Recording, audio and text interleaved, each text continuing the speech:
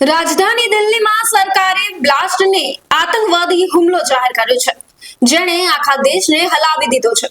આ ઘટના અંગે બહાર આવેલી નવી વિગતો અનુસાર વિસ્ફોટ થયેલી i-20 કાર ચલાવનાર યુવાન બીજું કોઈ નહીં પણ ફરાર આતંકી ડોક્ટર ઉમર હતો। તપાસ એજન્સીઓએ ડીએનએ પરીક્ષણ દ્વારા આ વાતની પુષ્ટિ કરી છે। પોલીસ સૂત્રોના જણાવ્યા મુજબ i-20 કારમાંથી મળેલા હાડકા અને દાંતના ડીએનએ નમૂનાઓ ડોક્ટર ઉમરની માતાના ડીએનએ નમૂનાઓ સાથે સંપૂર્ણપણે મેચ થયા છે। એવું પણ જાણવા મળ્યું છે કે વિસ્ફોટ પછી ડોક્ટર ઉમરનો પગ સ્ટીયરિંગ વ્હીલ અને એક્સિલેટર વચ્ચે ફસાઈ ગયો હતો। તપાસ એજન્સીઓ માને છે કે દિલ્હી વિસ્ફોટ પહેલા પોલીસે દેશના વિવિધ ભાગોમાંથી ઘણા લોકોની ધરપકડ કરીને મોટી માત્રામાં વિસ્ફોટકો અને શસ્ત્રો જપ્ત કર્યા હતા।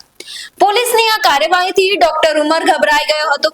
આ જ કારણ છે કે તેણે પકડાઈ જવાની બીકથી ઉતાવળના આ ઘટનાને આટલી ઝડપથી અંજામ આપ્યો અને પોતાની કાર સાથે જ ઉડાવી દીધો।